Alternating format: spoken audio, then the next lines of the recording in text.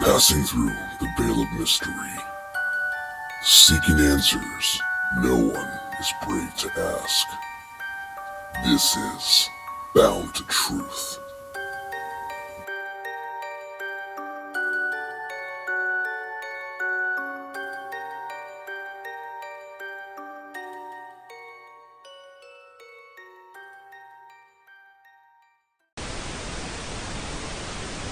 Hey everybody, welcome back to the show. I have Kathleen Tedder back on by popular demand. We just had a great fun last time where we made a two-parter because there was so much information together that she shared, and as she said before, she has a lot more stories to share. And she really messaged me, wanting to be specific on some of those additional stories that were really prevalent in her life. And so, hey, Kathleen, welcome back. How are you doing? How was your fourth? Hope you got plenty of sleep. Hope it wasn't too loud. What's going on Thank in you. your neck of woods? Thank you for having me again. And Sure.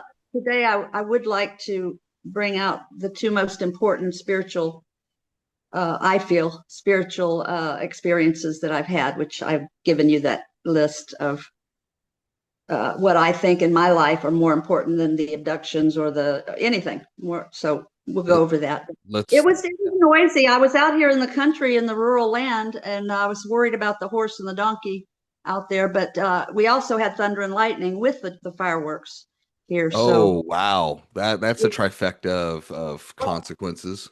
it's rained every day since I've been on this land since June 11th, except one. I don't understand. This isn't even Florida's wet season yet. The rainy season. Interesting. Yeah. Interesting. I was gonna ask if that was normal, but it's not. No, it's not normal, not at Okay. all. But Wow. but it was good. It was wonderful and peaceful. Okay, good. Despite Good. Good, good. So let's go and jump into it.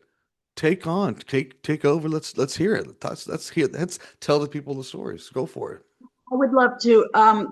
The one that I'm speaking of first is to me my most amazing and my most felt touching story of two golden orbs that appeared to me about, I don't know, seconds before a serious car accident. And they say, and I'd like to talk about that.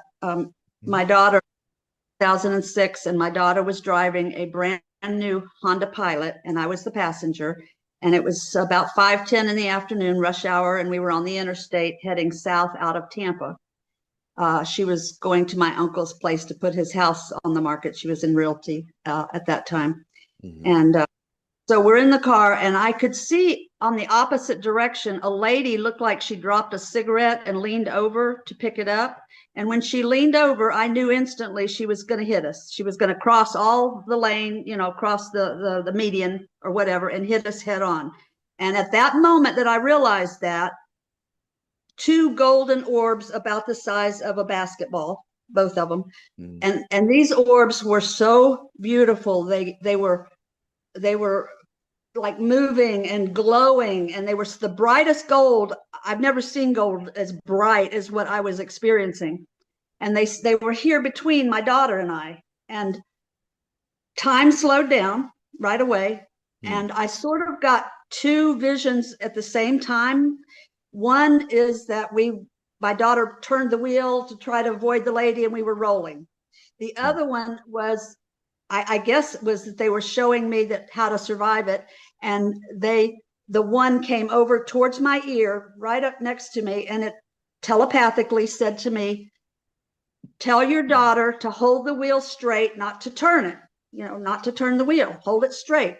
So I hollered over to Tiffany. I said, Tiffany, hold that wheel straight. Don't turn it. We're about to get hit head on.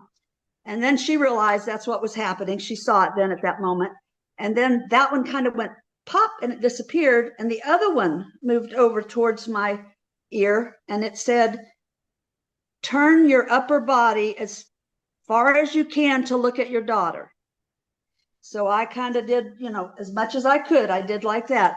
But my thinking at that moment was, oh my God, I'm about to die, and they want me to see my daughter as my last vision. And oh my God, I have angels here to meet me and greet me when I go. I was so impressed with their beauty and the love I was feeling from these two beautiful golden orbs. So I really thought this was it. There was no way out of it. We were going to get hit at doing 80 something miles an hour and boom. Yeah. So as it said that, it went pop and disappeared as well. So I had my body turned this way as far as I could. I opened my eyes as big as I could, and I just enveloped my daughter with my eyes, and then boom, we got hit, and I flew into the dash. My seatbelt did not hold me, and the air balloon or the airbag came out like a little balloon instead of like my daughter's, which popped real fast. Right. Mine came out like a little balloon. So I hit the dash, and it would have been my face and my neck had they not interfered. You see what I'm saying? I would have been dead. There's no way around it. With the belt not working and the airbag not working, face first right into the windshield and the dash. So they saved my life. And I never got over that. I mean, I didn't get knocked unconscious. I had a couple broken bones, double fractured my arm and, clavicle, different things, and my foot had to have some surgeries. But all I could talk about, I didn't go unconscious and I didn't hit my head. So everybody, the EMTs, the doctors, the surgeons, everybody had to hear about the golden orbs. And I'm sure they thought I was out of it or off of my rocker. I didn't care. I wanted everybody to know that there's a time where angels appear. In my opinion, those were angels of a certain type. Now, later, with my QHHT that I've mentioned in the past with Dr. Melanie, I asked her to bring those up. I wanted to know more. They came through during my QHHT and gave me the message that when I transition, I'm part of them, and that's where I'll be going. I'll be one of them. I'll be one of those golden orbs. That's my home base, my home planet, my home color, my home something, and that took me by surprise. I mean, that really touched me because I have never seen anything or felt the love that they emanated to me during those few seconds that they were in my world. So that's why I say that's my most heartfelt experience of all of them was those two golden orbs, and knowing that someday I'll see them again. Wow. And I don't doubt that they're giving me messages every now and again, so they may be sort of guiding me at times, because I've been saved by a voice or two in my head, and now I'm wondering if it wasn't them, Right. or other angels. But I don't know. Anyway, it was something that I wish I could draw or put into a picture or vision to show somebody how beautiful these things were and how much they pulsated. I knew instantly they were live beings. I just knew that they were some kind of angelic beings, but not the angels we think of, just beautiful basketball-sized orbs. And my daughter did not see them. She did not see them. Yeah, I was going to ask that too, was if she saw them. And so to kind of reflect a little bit, so do you these two orbs, angelic, glowing, basketball size, pulsating. One of them was kind of felt like a slowing time down. The other one was speaking to you and instructing you during the moment to kind of have you had like kind of focus. Is that what you kind of think what was going on? There was like a team effort there Yes, between those beings. Okay. definitely. And my thinking was why two? I wondered why two? Why didn't one just give me all the answers? Tell me everything. I don't know. So it still fascinates me because I don't understand that, but I thought it was beautiful. I don't know. I have a lot of questions about that, but why? How come how come one it wasn't why it was two and not just one? What is that the question, or is there more yes. depth to that question? Well, yeah, why not just one? Why did it take two to do that? And I could see and feel that there were two different beings of their own. Like I said, one did put the message in and one did show me the visions and then come over and then tell me to turn my body. So yeah, it's very fascinating to me about those two. Well, it's not unheard of. Like, I'm hearing that. I think of the story of Lot and Sodom and Gomorrah, right? Or even with Abraham with the instead of one angel, it was three, True. right? And I don't I see what you're saying. It's like, well, if there's all powerful beings, or that they're from the a realm that's not ours, why can't just one be enough? Who knows?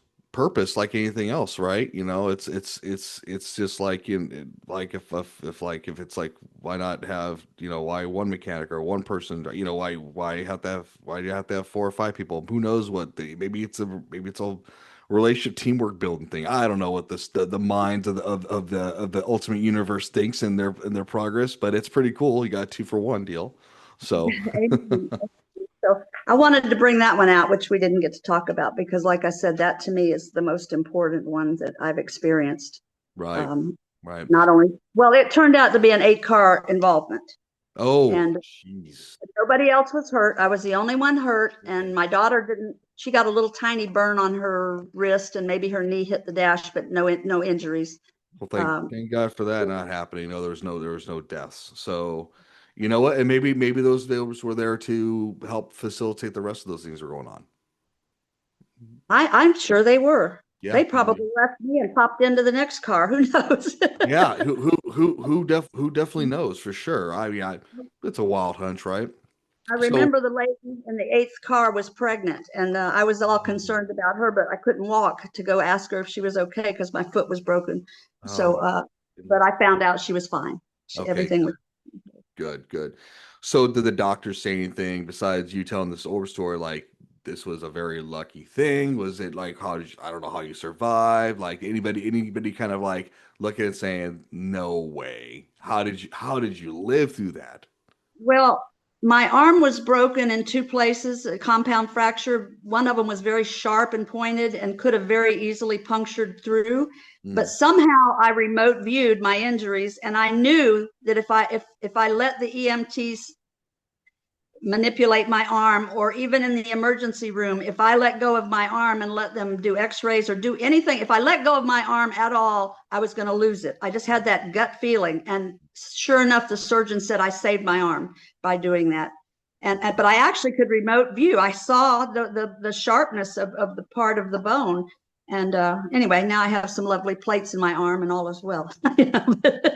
Boy, Same.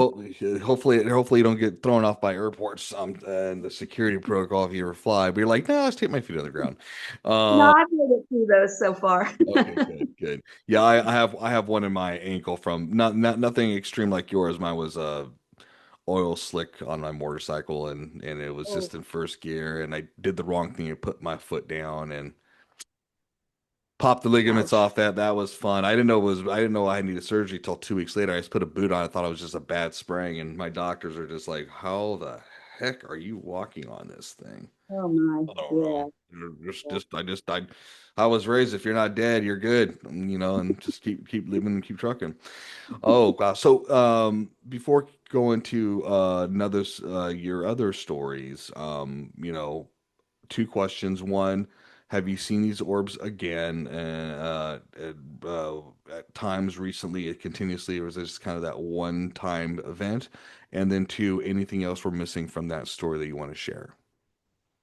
It was only the one-time event, except under hypnosis, I could see them and they were speaking to me clearly. So Yeah, those. but my eyes are closed under hypnosis, so I was seeing them in my mind's eye. But I did see them. Now, when I took the ETs, the photograph of the ETs out here on this ranch that I'm on, 3 nights in a row, I saw 2 ETs, a large one and a small one. And on the third or fourth night, I went out about 11 o'clock and I had my camera and I said, "Would you please come close?" And they did. And in my opinion, they look very gold. It looks very gold to me, the one that came close. So I'm wondering, If it's those two. yeah, I'm wondering about it. I'm really, I just don't know. Don't have that answer, but How long ago was that? oh, that was last May, I believe, when Wow. I Okay. didn't come close. But I asked it three through, well, around June 9th or so, we had a little retreat out here, some ladies, and I walked away from the crowd. We were doing CE5, but we were talking because we hadn't been together for a while, and it's 6 very psychic ladies. So I guess we were pulling in the powers of something. I don't know. And we each have gifts and we share and get together. And anyway, I walked away from the gals and I said, come on, show yourself. I know you're here. And sure enough, I got one. And then I said, come closer. And I got it. I got it on film. And then I showed the ladies later. So for some reason, they didn't want to come with all the action going on, but they came when I walked away and asked them to. Wow. So, Wow. so I had that on video. Did they, was it just more visual? Was there any type of telepathy, talking, or vocally at all? No, I didn't pick up anything other than they heard me and they came, you know. Mhm. So, but they didn't give me an answer or any messages that I know of at What that was moment. what was the presence you were feeling at that moment, seeing them? Was there at least some type of emotional presence, kind of that you can describe that maybe what they're reflecting toward to you in that sense? Well, getting together, it took us several months of us gals having a time to get together. So I had a lot of love in my heart, you know, when you get together with people you love and you care for. Yeah. So I had a lot of love going on in my heart, and I think that helped them come through. Okay. Gotcha. You know, just filled with my heart being open and in a good place, you know. Okay. So Awesome. I think that Awesome. helped. Perfect. That's awesome. Here's a question I didn't ask you last time. You know, I get different answers or listen to different answers from people when it comes to um interacting with the beings. You know, was there any like male or female or any of that, or any, can you even tell, or is it something that just doesn't exist? Just curiosity. I know it's hard. I can't say we can compare our genetics with, I mean, again, or maybe we are part. I have no idea, but any of that sorts you can tell, or you know, You share. mean the golden orbs? I felt like they were a couple, like a soulmates, like a Okay. married couple. Isn't that funny? I No, mean, that's yeah. what I kept thinking, that they belong together somehow. They were one, even though they were two. Oh no, Now I that's a good point too, maybe because you did mention that they said that you're going to become like, yeah, this is what you become part of, you know, and that makes sense. That's, you know what, maybe you, that question's already answered in a way, possibly. So okay, all right, all right, I'm looking forward to it. I'm not ready by any means. I'm not ready, and I'm not taking that step to ever go there on my own. If you know what I right. mean. That's a one I'll trip ticket. Unless no matter what. that's But a I'm it's a one trip ticket for sure. right. But I'm so excited to know that I'll become a glowing orb that maybe I can go save a life. You know, I don't know. It just seems like the impossibilities are endless when Yeah. you think about being free like that and just being able to pop in and then pop out. And I literally heard a little pop when they disappeared, a little light pop, I guess, when they left the dimension. Wow. That's awesome. That is awesome. Um, what else you want to talk about? Do you want to move? You want to anything else you want to add, or you want to move on to your next one? Um, You I can think that's expand. okay on that one. I think we could leave it there. And I Okay. would love to hear what other people have experienced if anyone else has had an experience like that. I truly would Yeah, love. absolutely. I agree. And everybody out there, and I'll repeat the message. You know, Bound to Shoot 34. If you have questions for Kathleen, definitely send them my way. I'll be glad to connect with her permission and how comfortable she is. Again, I want to respect everybody's privacy. But again, boundtruth34@gmail.com. We would love to hear your thoughts, questions in regards to any similar experiences that she's had, and also other experiences that you may find similar that she's going to share more into the show. So with that being said, continue on. Okay. Then uh, I moved with my daughter 4 years ago, Mhm. almost five now, uh, from California. And I had been hiking so much and doing so much outdoors things for 10 years or 12 years that Brooksville, Florida, believe me, little bumpkin town, couldn't find a place I felt comfortable walking alone. And I like to be alone when I'm out in the forest, right? Right. So after a year of my complaining and couldn't get anybody to go with me and couldn't find the right place and just, oh, I was very frustrated. My daughter came home from a new job and she says, one of my coworkers says he rides a bike about 15 minutes from here on a bike trail. Mm. And she named it, and I thought, oh, okay. And then I put it out of my mind. But then she came home a few weeks later and brought it up again. And I said, get that address or get the name of that place. I felt like there was a reason that she got this information from some new person at work, you know? Right. So I went, and the first walk, it's a preserve. It's in Brooksville. One of our mid-Florida Bigfoot people went there just a couple of weeks ago and did have some sort of an experience. So I know that's the place for that area Mm. because they're everywhere. You know, there's no constrictions as far as where the Bigfoots can be. Mm-hmm. Although I don't like to call them Bigfoots, I call them Sasquatch beings. Okay. But anyway, so I started hiking in this forest. The first time I went, nobody was there. It's about 2 to 4 miles, depending on how far I wanted to go, in this big, large, round circle, but it has 3 paths, different paths. So I went on the longest one the first time, and I found a huge tree, and I'm going to say it's huge, like, I don't know, maybe even 20 inches, anyway, a huge tree was broken, and it had no termites, no mold, no dead wood or anything like that. And it was freshly broken, and the tree, the big part of it, was laid across the path. And I had this happen to me out in California. And so I knew instantly, bingo, I found my spot, Yeah. So when I hike, I'm praying and I'm meditating all at the same time, and I'm in my third eye, and I'm collecting messages, and I'm just one with the universe during those times. And so I might have prayed out loud a little bit. And when I say pray, it's not like most religions. It's me connecting to source, creator, and talking and interacting. Okay. I get messages. I give messages. I pray for people. I pray for different things, lots of things. And so I was praying, and I'm not sure about what, but I got all the way out to the fourth part, the last bit of the thing, and I wanted to meditate for a minute. So there was a bench. So I took my shoes and socks off, and I put my feet on the ground. I closed my eyes, and I started just plain meditating, just letting go, going into 0 point. Mm. And all of a sudden, something sat on the bench beside me and said telepathically again, "Don't open your eyes." Female sounding voice, not, well, I felt female. I didn't actually hear I guess I heard the voice, but felt the voice as well. But I could feel the bench. I could feel the warmth of a body next to me. Okay. So I didn't open my eyes, because I went there looking for the Sasquatch beings, knowing good and darn well I was being pulled to this area for a reason.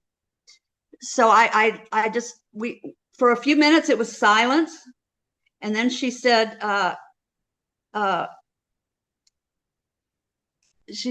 sort of like, "Welcome." And she tried to give me a name, but I can't come up with what she gave me. I can't put it into words, but she tried to give me a name, and she sort of said, "Welcome, nice to meet you," kind of a thing. And she just sat silent with me, as if she was meditating with me. Mm-hmm. And this lasted, I'm going to say, 5 to 10 minutes. And during this time, I could feel some movement. I didn't realize it because I didn't open my eyes, that there was a little one on her back or on her shoulder, a little girl. Okay. But I didn't know this at that time, but I could feel some movement. But I knew that they wouldn't trust me if I opened my eyes. Mm. You know what I'm saying? So that's why I kept my eyes closed. I had no odors. I had nothing bad. But I did feel the warmth of her body. Almost could feel the hair touching my side. Anyway, so that was my first experience. She got up, she went away. I opened my eyes. I thanked God and Creator 15 times, 20 times, I don't know. And then I was just in amazement. So I hiked out of there, and I decided the next day I was going to take some organic food, some apples and whatever, berries, different things. So I did. I took them and I laid them here and there all up and down the trail, which I probably would have gotten in trouble for if the wardens or anybody would have seen me. But I did. I took food to them, and I hiked, and nothing the first time. But I probably did that 3 more times before I actually got another visit. Okay. And when I hike, I do fast walk the whole time. I just, unless I have to stop and look at something or take a picture. I forgot to mention, while she was beside me, I promised her I would never take a picture of her or the family, and that I would give my life to protect them and their whereabouts. I would, protect them with my life. And that was sort of a bond between us. So whenever I'd go in there, I'd turn my phone off and stick it in my pocket or, whatever. So that was our bond, I really believe. And I did ask her before she this first visit, I did ask her, I said, I know you have herbs and medicines. I would like to learn. Do you think we could work together? And I got the agreement, right? But then nothing since then yet. Anyway, so then after about, I'm going to say the second week, I'm hiking like 3 to 4 days a week now in there because I'm just fascinated. I found my spot, and so I'm hiking along as fast as I can, going through it because I had other places to go. And she fell in line with me and hiked, and I could see her, and I could see the baby. And the baby stayed on the opposite side, and it's the cutest thing I've ever seen. Didn't look monkeyish. I'm sorry, didn't look monkeyish. Looked like a tiny, cute little face, human, but round. And anyway, a cute little. I felt female. I couldn't see exactly at that point yet, but anyway, so she hiked with me.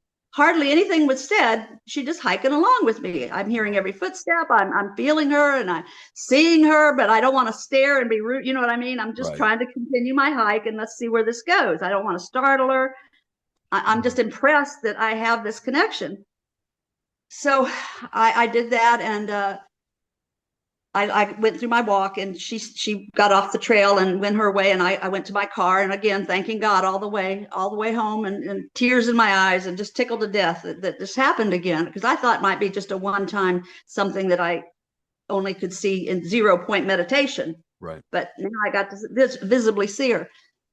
So more food, more hikes, and I'm going to say about a week after that, I'm hiking in this one part where it looks like there used to be a bit of a creek or something, and it was like a dip in the ground, quite a dip, and it was dried up because it's Florida and it was that time of the year. And I saw 2 young boys squatting down on the other side of the dip behind a tree, but looking at me. Okay. And I saw them. We made eye contact. I'm like, oh my gosh, oh my God, look at this, 2 little. One, I'm going to say one was about 8 and one was about 10. Now we say 2 young boys. You're talking about Sasquatch here? Yes, it was her son. They wanted to let me see them. Okay. She told me this later. They wanted to let me see them to thank me for the food I was bringing. Oh, wow.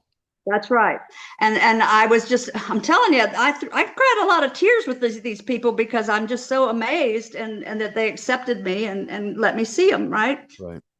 Anyway, so I was just in awe. So, of course, more food, more hikes as much as I could. And then after, I'm going to say, now I hiked in there I'm going to say about 3 to maybe 4 months, at least 3 times a week, as much as I could anyway, if the weather permitted.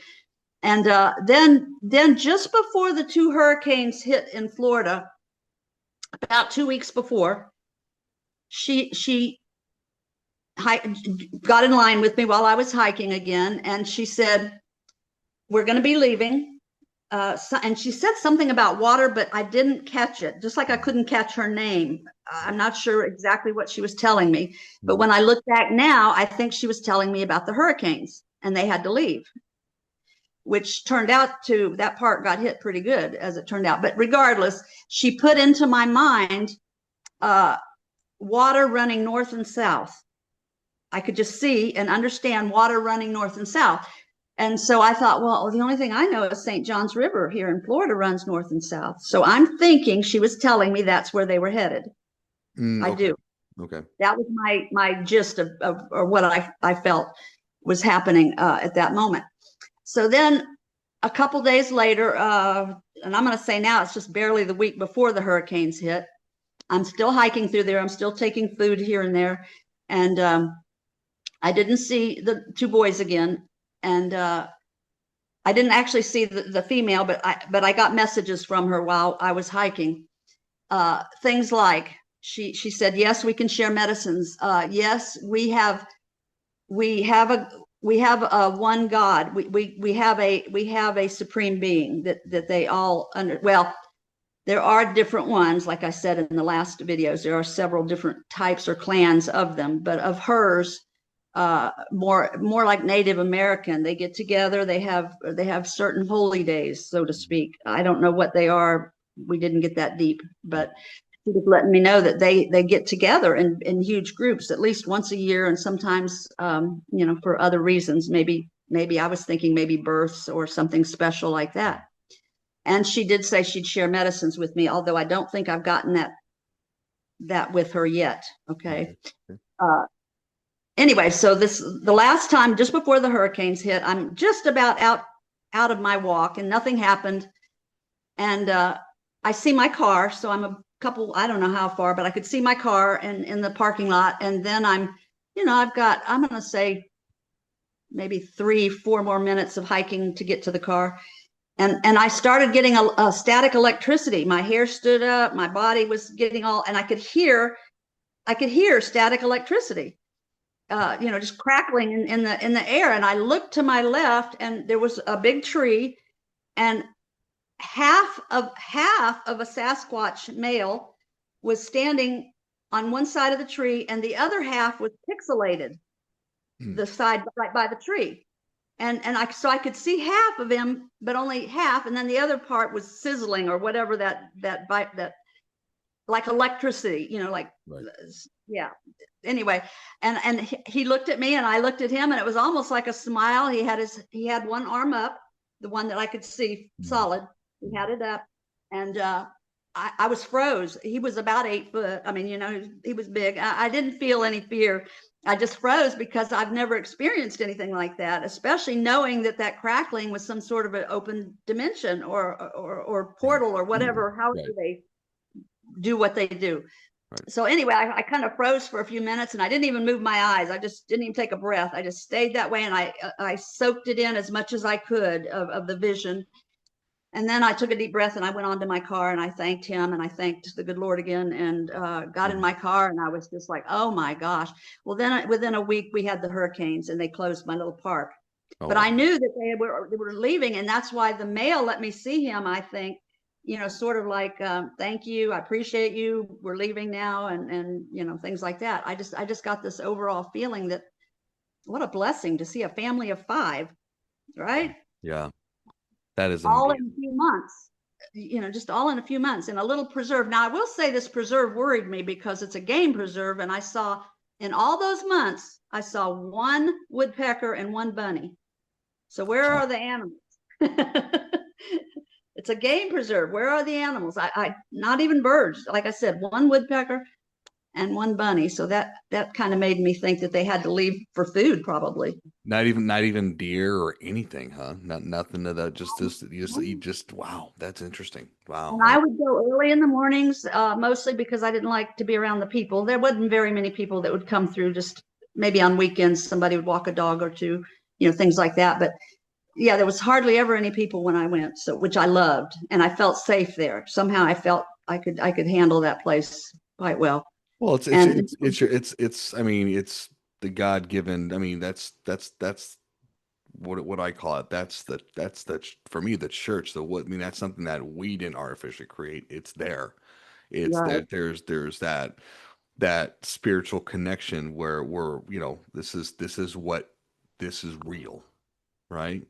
Being in our Right. homes and vehicles we drive and everything, it's great, but especially how much technology has advanced, good and bad, we self-center it with reality. And honestly, personally, it feels unnatural, right? Because it's not a real socialized experience. Now, I could be called a hypocrite and so forth. I do my TikTok videos and all that jazz, but the reason I do it is because, like people like yourself, to hear this stuff, to really embrace the real surroundings around there. Trying to do that in a sense instead of like people do things for like shock value or like, oh, there's a UFO or look at this Bigfoot walking around. There's tons of those videos. It's like, okay, instead of asking where is it, how about why, and the questions that like conversation and also having a socialized conversation like we're doing here. Like, where's that at? Some of the messages she did give me, even when I wasn't with her, like when I was home, I would get telepathic messages from her every once in a while. Things that I would get was, they want to communicate, but they're afraid of us because we're uncontrollable. We carry guns. We go into fear mode. We scream. We do crazy stuff, Yeah. They don't want to scare us. Well, the clan I seem to be connected to doesn't. These are messages she gave me, is that they don't want to scare us, so they'd rather just not be seen.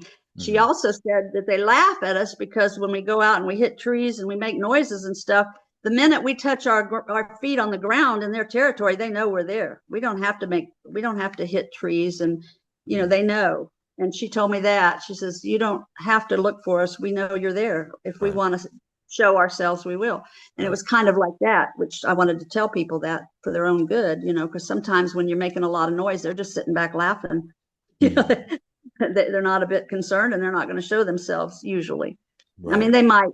they might ingest sometimes, but the way she told me is that there's no need. The minute you touch your feet in our forest, we know. And because they do have this group thinking at times, or connection, uh, collective consciousness, I suppose, that if one knows, they several know, or whoever the clan is or whoever's around. So they all do know. So I just tell people, just go out and enjoy the woods, and they'll come to you. And if you really want to see them, just keep your heart open and Awesome. don't. That's awesome and beautiful, and that, I'm sure there'd be one heck of experience. I mean, like, for you, I'm sure you're the world you look at too is completely different than a lot of people's worlds that they see.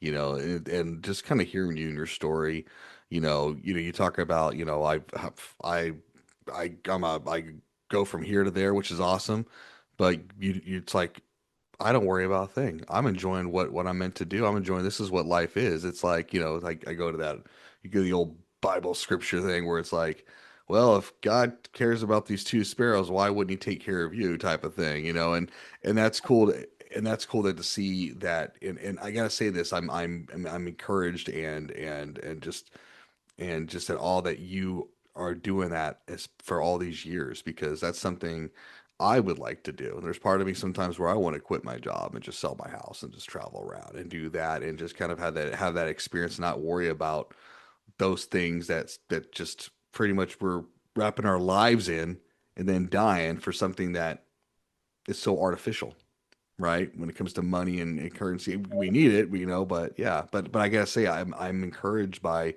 your bravery and just doing that. I think it's beautiful. Well, at my age, you have to understand, at 74, and my health is not perfect. I have a battle ahead of me. I need to put this truth out there. I've kept it to myself all my life. I've told very few people, yeah, they knew I was psychic, or yeah, I might say this or that or do something, but I didn't put it all out there. And I just think that now is the time. I have to put my truth out there or take it to the grave. Hmm. You know, I'm not saying I'm ready to go or any of that. I'm just saying at 74, we don't know. Anything can happen. You seem like you got a So lot more life being 74. That to me, just looking at you, is just a number. It doesn't exist for you, and I mean it that. doesn't. It Yep. doesn't. I have moments where my body feels elderly, but most of the time I can still hike the 2 to 4 miles real easy, fast walking. I'm hardly ever sick, and I won't take the vaxes, and I don't take any prescriptions. I'll go herbal, but I won't go pharmaceutical. So I think that's what's kept me going. And I've not been a drinker ever in my life, so that kind of helped too, I think. And good for you, So and good for you, by the way. Trust me. I got a big Portuguese family that it's in our blood. And there's times I'm like, God, I gotta cut this out of my life at times, right? But I haven't bought cigarettes for a month and a half, so I've been proud of that. But it's one battle at a time, believe me. But no, that's good. I mean, it shows it. It shows it. Yeah, you're right. Our bodies, it's a case, right? For it's even for what we have inside. But I think just talking to you and just experiencing you again, um, you got a lot of life in you. I think you got a lot ahead of you. well, I still make plans no matter where I go and what I do. I try to hook up with groups and still continue doing, the spiritual work. Right. Like I said, I have a lot of it documented. I have a little bit more, like I need to document about the family of five in my book before I'm finished. And Right. maybe there's a few more experiences. Maybe there's a reason I don't have my laptop that my daughter borrowed and won't return right away. So, That's funny. soon, I'll get it soon. I'm meeting up with her on the 11th of July. And threatening her. She Oh, needed that it for taxes, but she's needed it for a year to do her taxes, and it's taken her a year to do it. So now it's time. It's she's time finding to all get those my life. she's finding all those tax write-offs as much as possible. Uh I get it. So was it Franklin said the two things for sure in life is death and taxes, and gosh, I hate the taxes. Uh, you know, you know. So anything else you want to add to that story? Any other things that these beautiful beings said to you? Anything else they wanted to add that they add, or anything else that you wanted to uh share that you might have missed regards to the experience with the Sasquatches? Well, the coloring, I can tell you the coloring. The Go for it. female was dark brown with sort of a chocolatey brown, but I could see a little touch of red, and her and the little girl were the same color, Okay. and the males were all black. Okay. And what about the Okay. eyes? Pardon me? What about the eyes? Did you see the eyes at all? Uh, the boy's eyes were dark, very Mhm. dark, dark. I won't say black, but dark, dark, Gotcha. dark brown. I'll say. Gotcha. And their skin was a gray color. Interesting. Okay. Okay. And one of them, I'm embarrassed, but one of them was going through puberty. The older, Oh, yeah, hey, you know what? That's life, man. That's the natural thing. It is what it is. he may have been older than 10, but I assumed he was 10, maybe 12. I don't know how to judge that. He wasn't real big, but he was bigger than the other one by it looked like a few years, couple of Yeah, years. that's too But yeah, funny. they were black, and the males were. And like I said, I was so fascinated mostly about that static electricity and seeing this pixelated half of a being. I mean, to me, I guess I kind of halfway wanted to go into the portal. I had this urge to go closer, but then I knew if I did, he'd just disappear. Somehow I So knew that. so did you see was it a portal that open up, or you said you saw like half It was more like he was connected to the tree. oh, I So see. like as if the tree from half of his body and the tree part were connected. So I'm Yeah. assuming, because I've heard of 3 people now that have seen them come out of tree portals, so to speak. I'm assuming that's what happened, but I Yeah. can't be, because it could have been from behind the tree. I was just so in awe. Like I said, I just froze. I was afraid if I blinked or if I moved or if I anything, it would disappear. And I wanted to soak it in as much as I could. Right. And like I said, now he did not have a monkey face, and they did not have the conical heads. They did not, but they had the dark, deep brow. Mhm. They did have that. Both, all of them had that. And So would you say their nose is like very human-like compared to like people would describe them as like you said, they're not gorillas or not monkey faces, none of that. it's flatter and wider. Gotcha. I And see. there was kind of a bit more space between the eyes and the nose, and the eyes were a little further apart. At Now least, what at least on the male, I felt that so if as we well. just were their faces more round, or was some of like kind of like a good bone structure? Okay, and what about lips wise and so forth? They had very wide lips. From what I could see of the male, now he wasn't real close, so I couldn't see him as well. But I didn't see.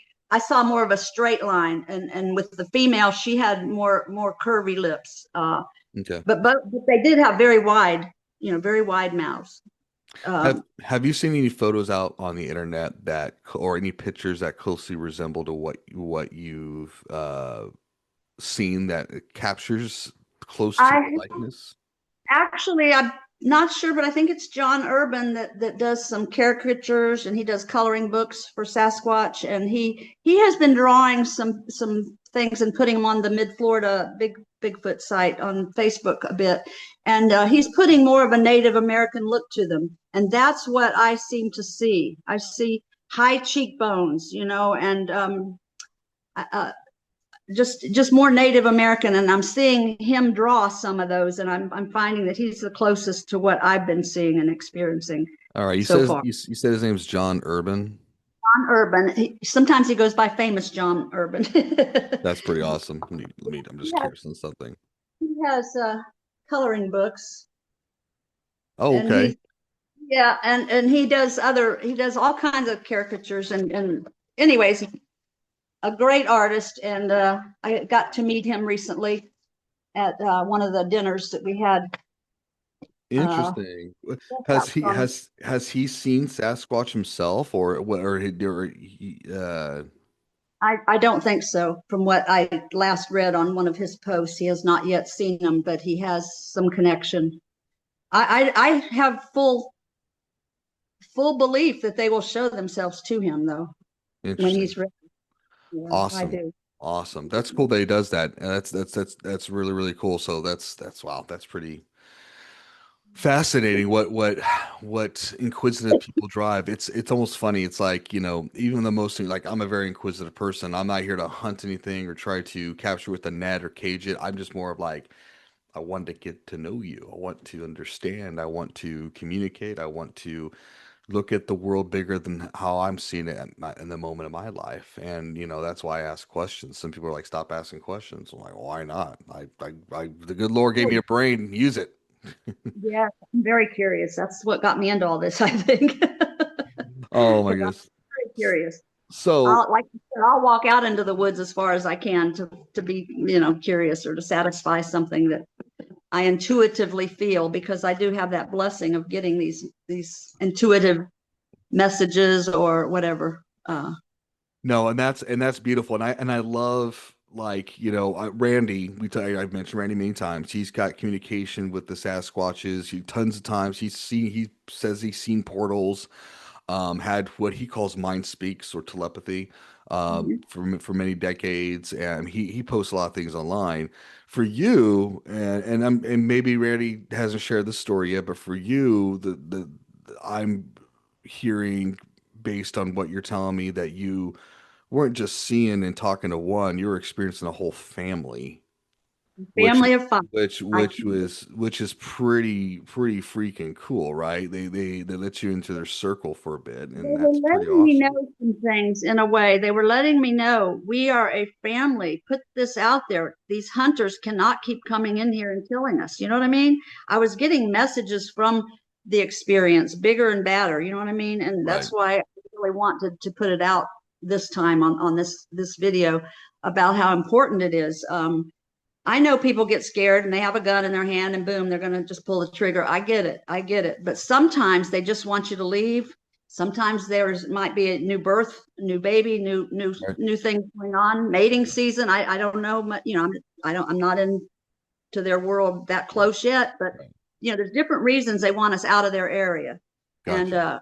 if we obey and we leave, all is well. But if we don't, and if we do uh, shoot at them, God forbid, they have a way of showing up at your home. They have a way of doing some things. A lot of people. Well, Scott Carpenter, for one, he Mhm. God bless him, he passed not long ago. He even says they'll follow you home. They'll be in your home. You can have a door locked, and they'll leave a present for you or a gift for you. And Randy's had that happen to him. He's Right. had that multiple times happen to him. There's times where he said he's not sure if he made it mad or what, but he had his stuff in his bedroom peed on, and it was That's right. really, really bad. And then he had like a stick of ice cream stuck in his refrigerator. He's like, I'm not sure if it's something I did or they're pranking me, but but he's never had anything violent at all. They said they're not violent. That some of them he believes that he deals with some of them that there are some adolescent ones like you talk about. Hey, I'm just with the people out there, little pranksters, and I wouldn't say little pranksters. They're very big pranksters. But yeah, but there has never been any sense of danger or any of that sorts. Now we do hear stories of people. See, it's the thing. I don't hear a lot of attack at all. I've heard people being threatened attack, but that's usually more about hunters, and that could be, and to get out there to everybody. Listen. We I'm a fan of that. If I'm a person who's like, if you're gonna hunt something, that you're gonna use it to eat, not for a trophy. Like and I get that people are like, well, hunting's bad and so forth. Well, like tell a lion not to hunt a gazelle. you know, I get that, but I believe there's got to be healthy intent. I think the Native Americans really captured that when it comes to hunting and really thanking this animal for feeding and taking care of family. There's a gratitude and gratefulness to it. But I've seen that with I've heard that with hunters, but again, they're fearing what they're not. They're like, oh my gosh, there's this big. I'm gonna point my gun at it. And I've heard times where they've become very aggressive, but not in a way where I'm going to kill you, because it sounds like if they wanted to hurt you, they would. It was more of like, get out. I do feel there's certain clans that are violent. Like I said earlier on in one of the other videos, that I believe there are several different types or uh, I don't know. I even believe that some of the more deformed ones might possibly even be government manipulation or at Hmm. some point. I think you, Something I going think on. you meant, I think you mentioned that before, where they're captured and there's genetic manipulation and so forth. Those are the violent ones that I'm finding. And Yeah. yes, people do disappear, and I worry about that. I do, but for the most part, the ones, all the ones I've had contact with, sent out love. They sent out good vibes. You know what I mean? But this female told me, our families get killed. The hunters. You need to let the people know that we're a family. We Yeah. have babies, we have children, and if you leave us alone, we can live hundreds of years. We can teach you things, but and they know we don't live so long, but they can live several hundred years, evidently, Wow. Wow, when left. that's incredible. You know what? I have a question, sidebar question on that. Do you think, and again, I go back to Bible stuff, but you know how man used to live for hundreds of years and then the years got shortened. Do you think that we have the capability of living a lot longer than our typical 80 to 100 years, maybe even 100 years per se? And in addition to that, even with aging, do you think there's been genetic manipulation changing, or do you think that's just, hey, no, that's just normal? I believe that we have been manipulated into dying younger by certain dark entities that have been behind the scenes, so to speak, and kind of manipulating us. If you want to go to the Inky and the Enlil story or some of that stuff, it gets pretty deep, but it makes a lot of sense. And You know what? they Yeah, go ahead. Sorry. keep us down to the minimum. We're just slaves while we're here, and then we're gone. And I believe in my whole heart that that's going to turn around, that we will start having more length of life very soon. That, of course, it depends on when they quit poisoning us too. Yeah. When they get the fluoride out of the water and the glyphosates out of the foods and the chemtrails out of the sky. When that happens, we have a chance of living easily to 150 right away. You know what? Easily. Let's table that one for another podcast. I definitely want to go deep into that one because you mentioned that, and I'm trying to get better with my podcast here. I'm not going too sidebar, but well, after we finish, let's talk off online, and definitely I want to go deep dive into that because I think that is something that's worth hearing, especially when you're right with the food that's placed. That's why I like cooking my food as much as possible. I can't say it's always safe because you don't know what's in the meat. You do what you Right. can. But I will say this, that and personally for me, maybe you can share the same thoughts, is that especially after COVID, there is a turn in the tide spiritually. And honestly, I keep thinking each morning, waking up, why am I scared today? Why do I feel this at times? And I'm thinking, is something wrong with me? And I'm realizing and again, I'm not trying, for you out there, I'm not trying to say you're all bad people. And that's what I'm trying to say. I'm just saying there is something that's turning the tide that is not normal. It feels like there's a spiritual and emotional whiplash when it comes to all the things that are going around the world. We talked before about the UAP reports and something, that narrative, and then we got we, and again, not going politics. We got an eccentric president doing a lot of eccentric things. Again, not going politics. I want to be very clear about that. You take it for what it is. Don't And follow. yep, yep, yep, Follow a yep, little bit. I yep. don't. I'm just talking about what's happening out there, and then all these wars that are happening, and what's going on, and tariffs and so forth. There's a lot of chaos, and I see it, and I can feel it around people. It's also almost like people are not saying hi to each other anymore. I go to the store yesterday.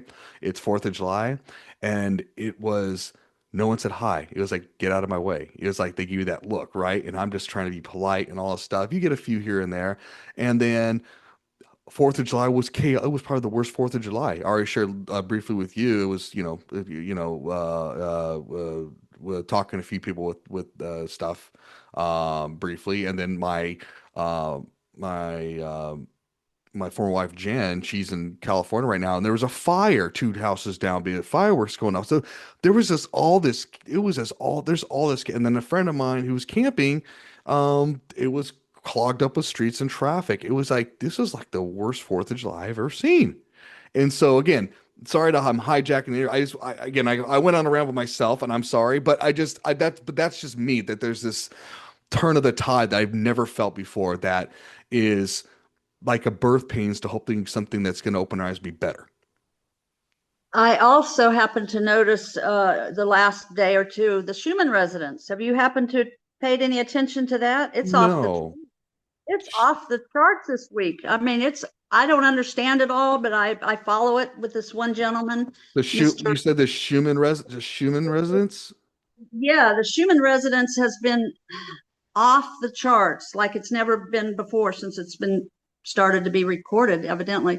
And I feel it too. There's something going on. I've been telling people around me that there's something going on. And then when I saw the Schumann residence be beyond what it's ever been before, then I started realizing maybe that's a big part of it. That the Earth is tired of.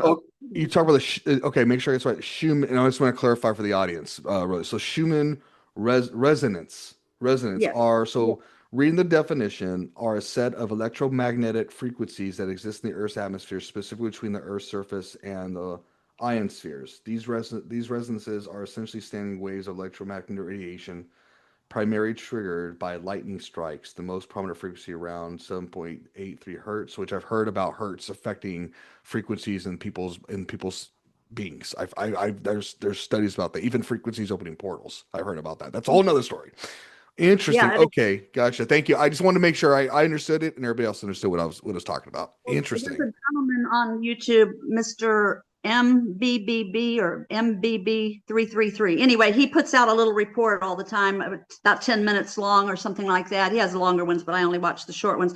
But he posted that, and I was like, no wonder I'm feeling what I've been feeling for it seems like just about the same time the Schumann residents kind of went crazy is about when I started having these feelings that something's up, something's different.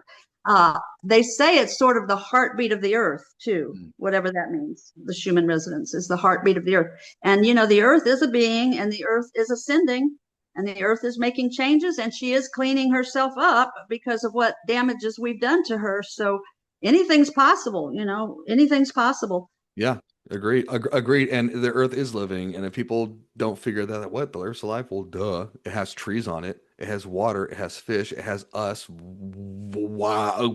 Yeah. Duh. It's not just this unliving thing. I recently, about a year ago, I was house sitting on 17 acres, and I was in a swimming pool by myself with a couple of dogs I was house sitting with, and I got a telepathic message to come out of the pool, go out of the screened in area, and video the sun. I mean, it's about 5 o'clock in the afternoon. So I did it. I got out. I got my phone. I couldn't figure out why. I had just gotten into the pool, and I was really comfortable. But I got out, and I did what they asked. And or I won't say they. I'll say it. Okay. The video I got, I posted it on Facebook a couple times. Maybe I'll send it to you, and you can share it if you wish. Yeah, that'll be great. Please resend it to me. I think I know what you're talking about, but resend it to me for sure. Yeah, the sun was just pulsating like code to me, and I just stayed there in awe looking at it. Like, am I collecting some rays? Am I collecting codes? What is this? Why did they tell me to get out of the pool? And then I started thinking of it just recently. It wasn't a they, or it wasn't anything. It was the sun that was communicating with me. Interesting. The sun is a being. And then I'm like, oh my gosh, that just came to me not too long ago when this Mr. MBB333 posted somebody else who had a pulsating sun picture just a couple days ago. He did. And so I thought, holy cow, now that makes sense to me. It was actually the sun that was communicating to me. Now, I don't know what the communication was. It was some kind of codes, I suppose. All I know is I was just in amazement that it literally tells me, get out of the pool, come out of the screen, and take a video. Right. So yeah, I'll send that to you, and you can, like, if you wish, you can share it, because it's That'd amazing. that'll be great. I would love to if it's the same video I'm thinking of, please resend it to me so I have it in my own private I box. will. I certainly will. God, But anyway, that sounded weird. Sorry, but well, but I know. But okay, well, I'll get us back on track here. And let me see. What's the other one here? Where you were mentioning? Um, you know what? I want to jump just for time's sake. I want to jump to the story you mentioned about being abducted. You were abducted. Let's see, maybe about when I abducted car and all. Let's see. oh, with my car. Yeah, can you talk about that? I can. I had just I went through a heck of a divorce that was horrible. Took 2 years. I had to hide out until the divorce became final with my children because it was dangerous. Yeah. And I had a cousin who I loved dearly, and he was a Marine. And he would go to this little place called the Roadway Inn. It was on Highway 301 outside of Tampa. And they played live music. And he would go there. He raised his 3 children by himself, and he never would remarry. But he would hook up with some ladies every now and then, and he'd go to the Roadway Inn. So he told me he was going to be there, and he had a date, and if I wanted to come and say hi. So I did. And I'm in my 30s. I'm still in my 30s, but. And I have this big car, this blue Ford LTD that my mother had given me, one of the big monsters. And so anyway, I drove over and visited with him. I had one drink because I'm not a drinker. Right. And I know that if I drink 2, I'm going to be sick. And I don't like being sick, so I never drink 2. Yeah. However, I did drink 151 rum. Okay, it's a bit rough. So it was a heck of a drink, but I had only one. And towards the end of the night, near midnight, I got there probably 9 or 10 or whatever, the band started, and stayed for a while with him. And then him and the girlfriend wanted to go do some room stuff. So I was going to leave, and he walked me to my car. Yeah. And it's around midnight, and I'd sobered up. I'd been watering it down, the drink down with Coke and stuff until I was ready to go. And so at midnight, he walks me to my car, says goodbye. We hugged, and I get in my car, and I'm headed home. All of a sudden, I feel the car and me lifting, just lifting, and then I don't remember anything else. But I feel the car and I lifting, so I knew something was coming, but I didn't. But boom, they took me away. So consciously, that's all I remember is, oh my God, the car's going up with me this time. Wow. It was kind of like that was my thought. Right. And then when I woke up, it's 3 a.m. and I'm in the middle of the highway on Highway 301, which is a pretty big road. Yeah. Maybe not back then when I was in my 30s, but I'm in the middle of the road. The lights are on and the car's running, and there I am, and they wake me up. But it's been 3 hours now. And again, I'm in the middle of the road. If another car had come along, who knows? I mean, it scared me because I'm in the middle of the road. And where did I go for 3 hours? And I knew good and darn well I didn't fall asleep. Right. It just, yeah. So that was my experience. Now, I have not gotten far enough with the hypnosis yet to pull much of that experience out. But I definitely felt the car and I going up. I knew they were above me, and I knew we were going up. And then, like I said, there was no memory of the actual abduction at that time. So I don't know. Yeah, let me ask you a question on this. When the car was moving up, was the car on or off? We were driving. I was driving down the road. Okay, so you're driving. And so did the car start acting funny? Was the lights flickering? Was it kind of dying? Or was it on and just started lifting? It was on and going, and it lifted. It just started lifting, and I felt it. And I said to my only thought at that moment was, oh, this time they're taking the car and me. It was kind of like just a quick thought, and then boom, they put me out, or whatever they do. And then again, like I said, 3 hours later, I'm on 301, scared because I'm in the middle of the road and just waking up. And I've never never have I fell asleep driving. And I've driven across this country several times, and one drink is never going to do that either, How especially when I. how far after the 3 hours, how far were you from your best description, your best memory of the location where you were at to where you were at the time? Or they drop you off at the same spot? I kind of think I was down the road a little further down. I still on the same road, but I think I felt like I was down further than what I knew I had driven. Because when they first took me in the car, I had just started heading out, just started heading home. But I was out on the highway, and it was dark, it was quiet, not many cars, because whatever night it was, it just probably was a Thursday or some night that it just wasn't crowded or busy. And even the little bar that we went to wasn't busy, and so it could have been during the weekday. I don't really remember. Interesting. But Interesting. just feeling the car with me, it just shocked me. I had no idea that happened at that point. So when you were lifted, was there light surrounding the vehicle, or it was just lifting up?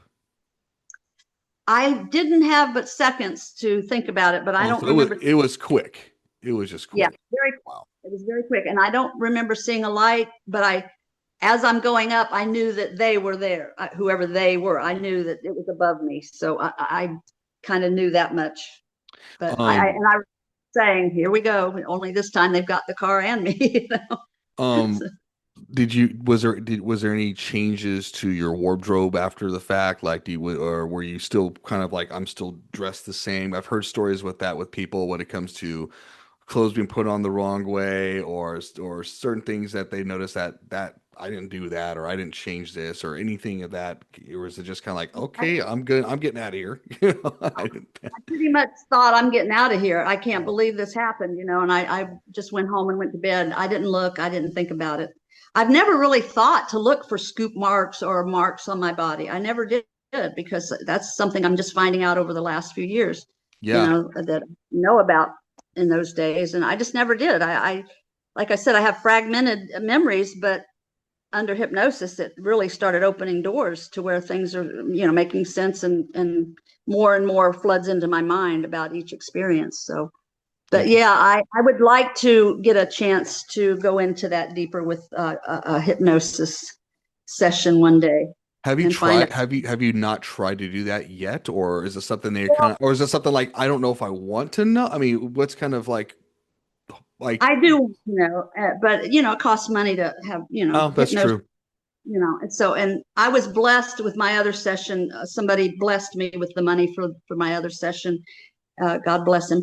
And so, when I get the money and I can, I will definitely go into that. Yeah. Okay. I was just curious about that too. That's wow. That is, and maybe they want to check out the Ford. Maybe they're like, oh, it's a Ford. And on New Year's of 2000, I had another really weird experience similar.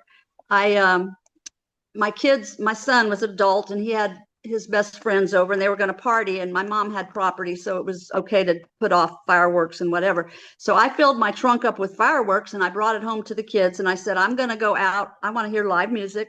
I'm going 15 minutes down the road. I'm going to go the back roads, and I'm going on this Dale Mabry Highway to this little club, and I'm going to go maybe dance and see the ball drop, and then I'll be home. Mm. And so I went to this little place, left the kids, home to party. And I danced with this very nice,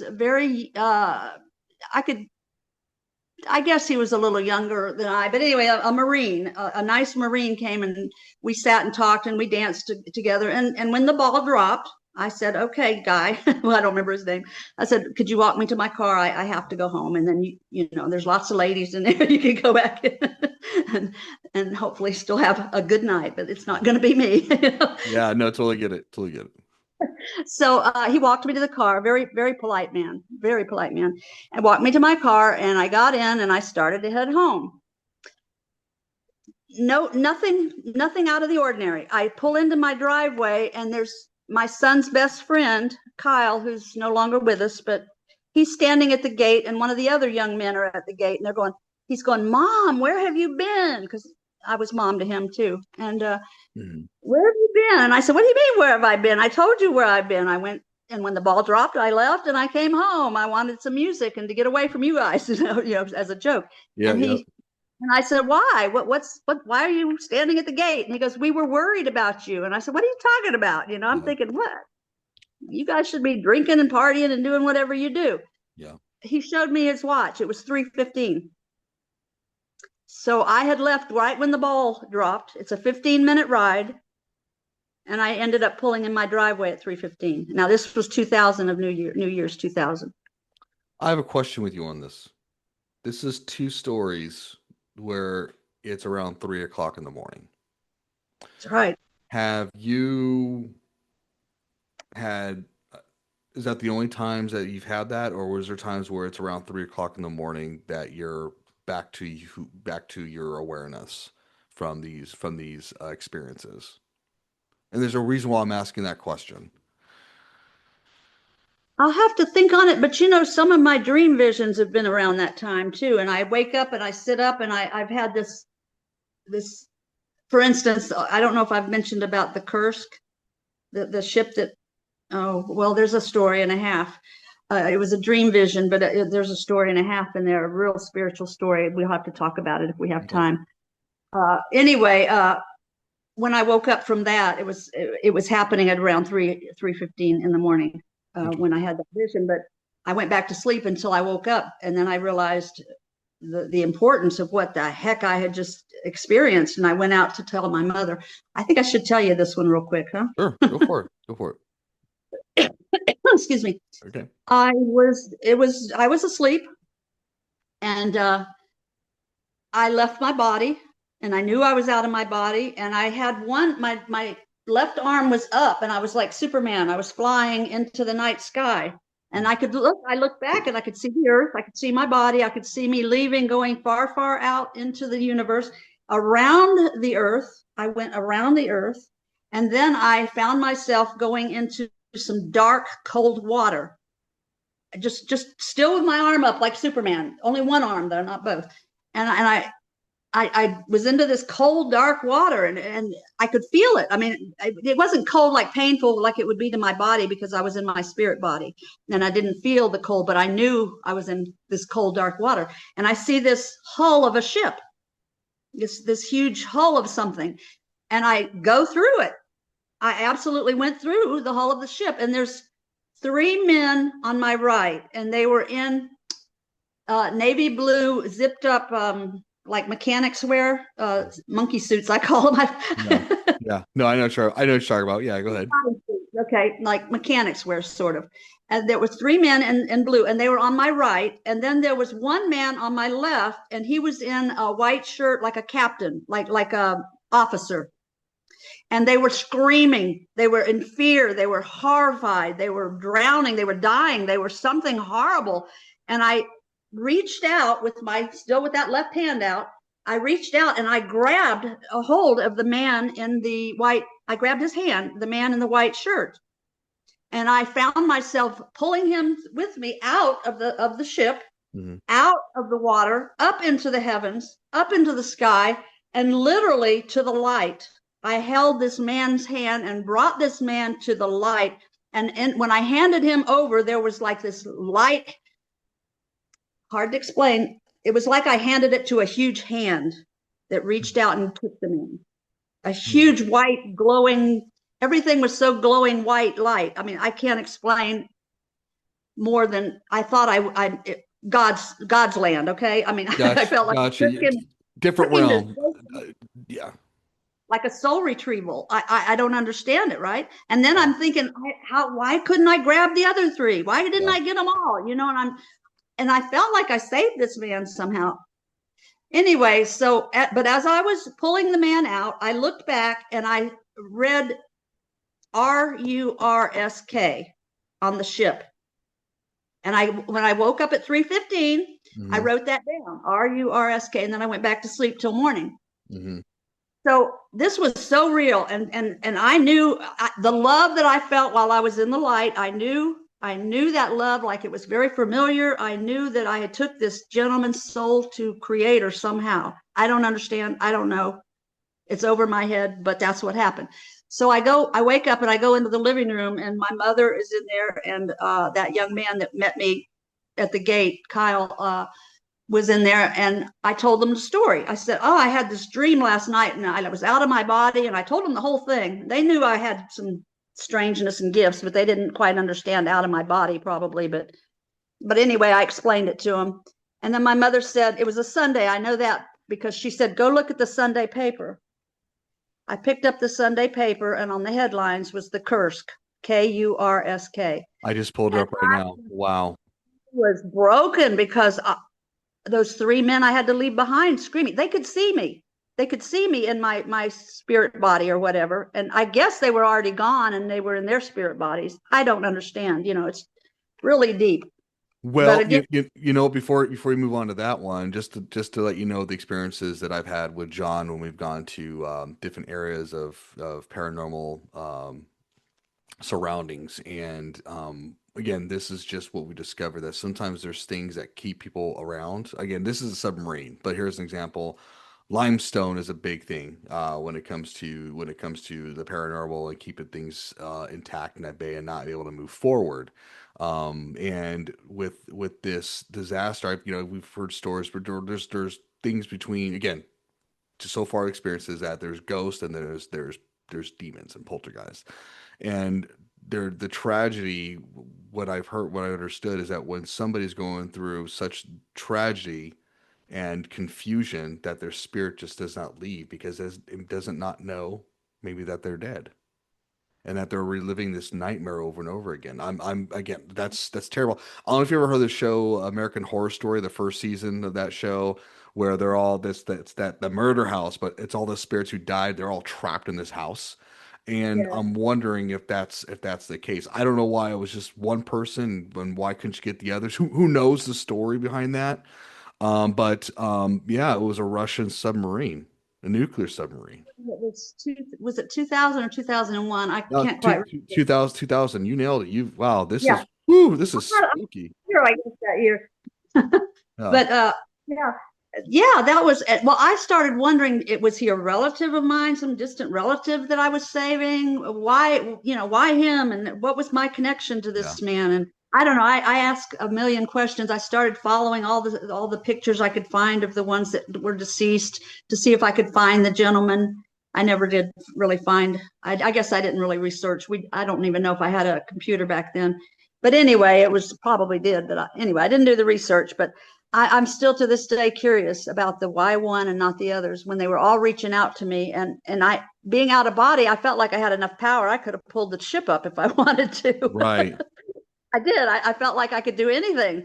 But my goal, for whatever reason, was to grab that gentleman in the officer's uniform and get him to heaven, to creator, to source. I don't know. I And just know love that I felt. I didn't want to leave. so I'm pulling something up here. I'm not saying this is the person or not. So the person was commander of the ship was Captain Lyachin Lychin. He was, while the specific detail of him wearing a white shirt isn't explicitly mentioned in all sources, common for submarine commanders to wear with distinctive attire, and a white shirt can be part of a naval uniform, especially during the formal occasions. I'm just gonna type this in and see if I get a picture for you. Okay. Oh, that'd be nice. Yeah.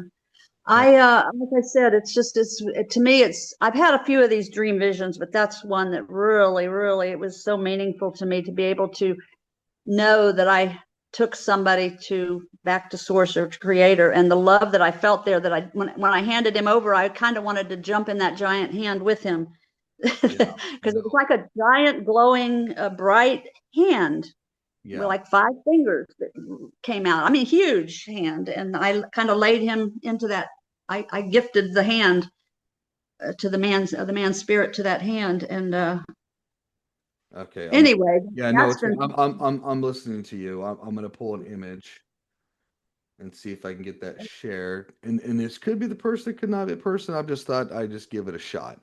I don't even know if I'd recognize him. No, Like I said, and I'm not going to put you on test. I'm just going to show you the person that they describe wearing the if white. I could see him or find him, I'd be very excited to know what the connection is in in some way. Why him? Let I me. mean, there was several hundred died on that ship, as I Uh, understand. And I felt like whatever happened on that ship, I felt like it was a lie what we were told, that something else happened on that ship. And I'm not sure what it is, but I had a feeling that I'm putting this out there, guys. I had a feeling that the ship might have come in contact with ET, and because it was a nuclear ship, they may have stopped it for some reason. and that's a So that that's a possibility. Do you see the share file? Do you see a share picture or no? I do, So I do. this is I'm not saying this is the person. I'm just saying this is the captain, and there could have been other personnel, but this is the person who was captain of that ship. It could very well be. It Yeah, looks about and I know it's been a long time ago and so forth, it looks but about the same age of the gentleman. I It's thought very I'd give you something to kind of maybe have some downtime to kind of research if you wanted to a little bit. But that's interesting you mentioned. I'll yeah. stop. Maybe you could send me that later. Yeah, I'll stop the share on that. But that could be um who knows who knows if that's yeah, I'll send you a picture of that. Do some detective work, paranormal detective work, right?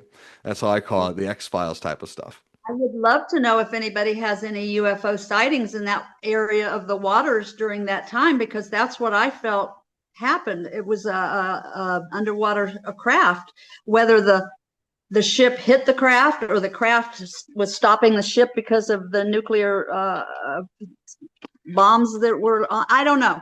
Yeah, I well, don't know. I'll just say this: it's not the first. So there was a report by Weaponized from Jeremy Corbell and George Knapp about a month or a little over a month ago, I think, with Matthew Brown. If you guys know Matthew Brown, and where he discovered this document, this file called the Immaculate Constellation. And interesting term, right? Immaculate Constellation. And basically, there's so much information in this that there's filters within filters how this narrative is wanting to come out, right? You got people telling you got people telling you, well, they exist, but this is what it is. When people like you could say, no, this is what it is, and that's the publicist thing, right? But anyways, going back to what we're saying about the submarine ship. So there was reports where our government would go to and locate these triangle ships that were above Russian submarines. They just knew where to find them. And the thumb of the theory is I'm thinking either we have technology that we've gathered from crash retrievals that we know how to locate these things, or we did it and we reversed engineered it and did and testing to see what the reaction would be. Again, I'm speculating, but that's not unknown. Yeah, I've heard Very 100% true on that. In 1982, when I was running from my ex-husband before the divorce, or during that moment, I was I went to near MacDill Air Force Base in Tampa to pick up a trailer so I could get my stuff in it and my kids' stuff in it and take off. I was headed to Oregon, getting out of Florida to get away from this person. And so I was over there getting this trailer, and I'm right by the Air Force Base, and I have this triangle craft come right over my car. Now there's other cars on this highway. This is a big highway. It's called Dale Mabry Highway, very big highway in Tampa. And it's about 10 o'clock in the morning. And this big, huge triangular craft comes right over my car. And I stopped in the middle of the road. Several people did as well. And I got out, and it started doing things like this and it. maneuvers. And it danced for me for maybe 2 or 3 minutes, silent. Everything's silent. And then it zoomed off at Mach, who knows, just zoomed off. And everybody got to see it, not just me. But so this was 1982. Now I didn't hear about these black triangular crafts until at least a couple years later. Right. Maybe even 86 they started talking about them. So I saw one in 1982. Wow. Wow.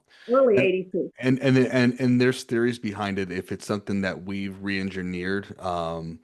There, so I'll type this for you. And by the way, I'm not going to make this two-part. I'm gonna let this whole episode ride because I'm this is too good to make a two-parter. I'm gonna put this T.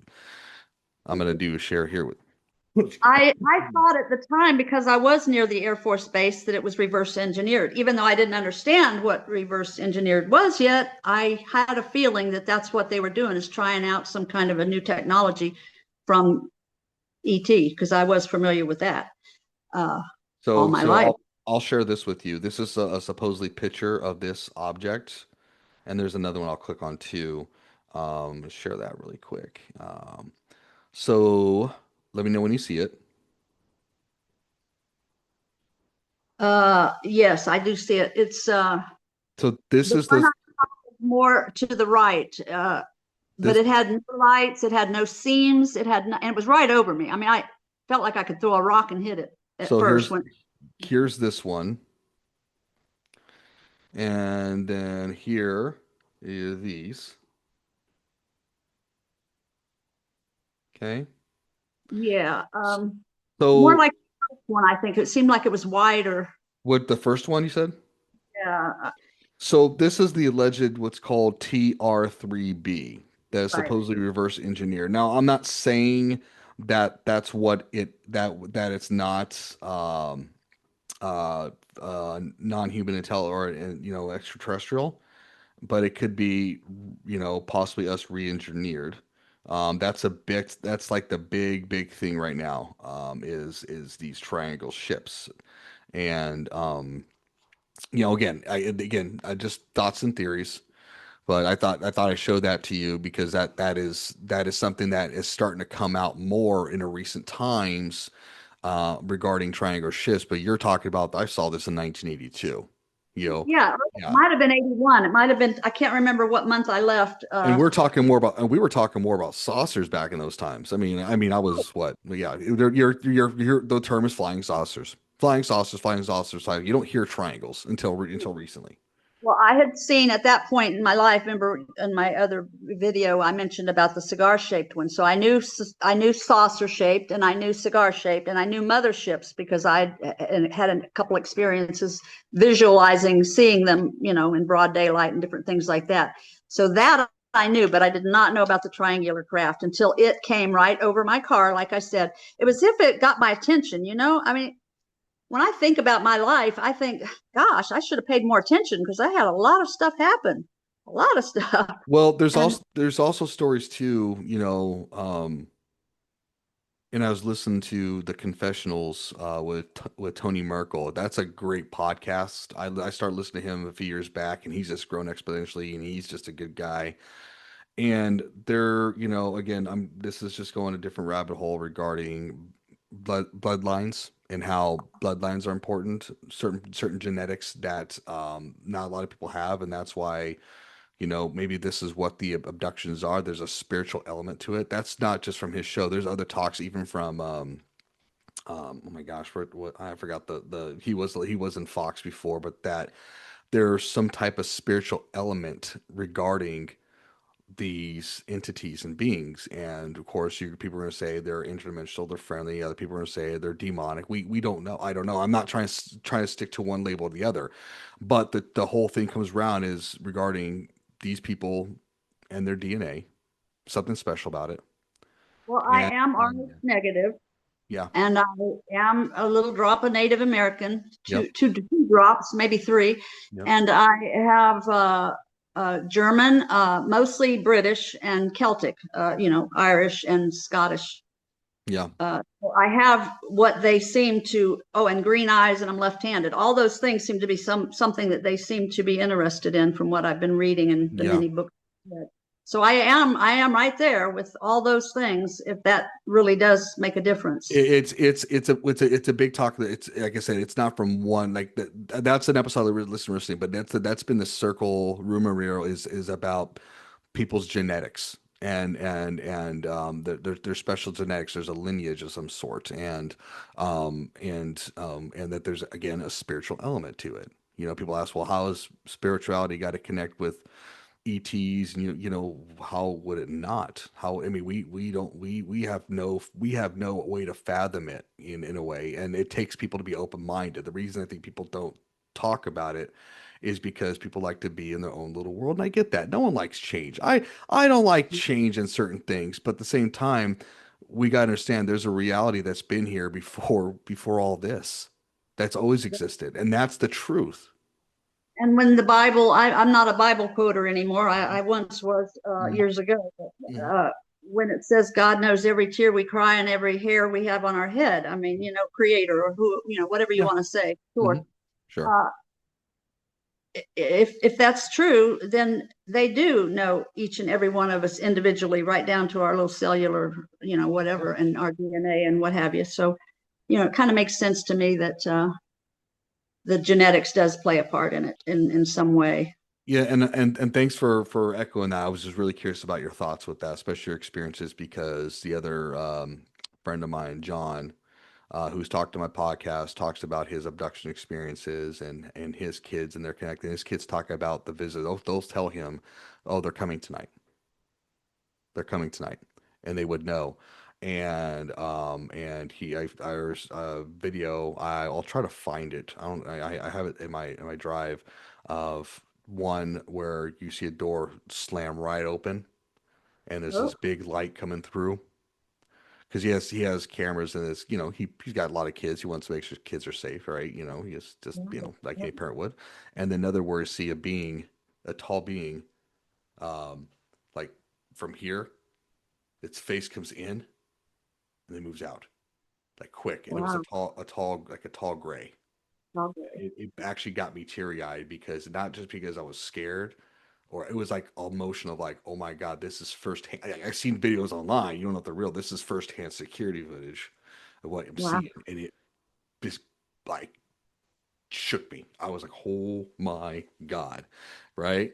And then I'm thinking, why do they want to talk to me, man? Why do they want to come talk to me? Maybe I'm just too distorted in the bloodline. I get that's okay. Maybe, no. No, I think they're interacting with everybody, maybe only in our dream states, but I think we're all playing an important part in some way, like we're all a piece of the puzzle. I don't know what the puzzle is yet, but I do Well, feel like they're very aware, just like they know every tear, or God creator knows every tear and every hair. It's the same kind of thing. They know us intimately and are watching us and following us or whatever, yeah. uh, or a part of it. I'm not sure. Wow. Well, with that being said, I want you to stay on, talk to you afterwards. And then definitely want to try to set some time, maybe, next month, since I got quite a bit of things with other projects with podcasts and stuff Okay. regarding the longevity. We talked about the life and like our health and so forth. So yeah. Anyways, that was my the inner thoughts speaking out. Sometimes I gotta keep those inner thoughts inside. It's Oh, let good. them out. All Don't right. hold in. I held my life together. I didn't tell anybody because I didn't want to be crazy, and Oh, so, well, but let it out because it needs to come out. And if more all people right. did, maybe these puzzles would get more connected. No, I agree with that. Stop hiding your puzzles, put them together so we can see the picture. I like that. Yes. We'll keep it at that. All right, everybody. Thank you for listening today. Again, if you want to reach out and have questions regards to the conversations and the stuff that Kathleen has shared today with the Sasquatch, the orbs, as well as just us talking about the Russian ship that crashed in the triangle, any of those sorts, you have any questions or something you want to get off your chest and speak out loud, bound to shoot 34@gmail.com. Send me an email. I'll definitely see how I connect you and Kathleen together. Again, you can find us on YouTube, X, Spotify, Amazon Audible, Instagram. Yes, I'm following the Instagram now, Kathleen. What's the other one? Was it Rumble? Whatever it's called. Not Rumble. No, not Rumble. Yeah, yeah, you'll see the link, and other platforms you'd like to enjoy as well. So until then, everybody have a great day. Have a very safe after 4th of July post, and again, see you on the other side. Goodbye.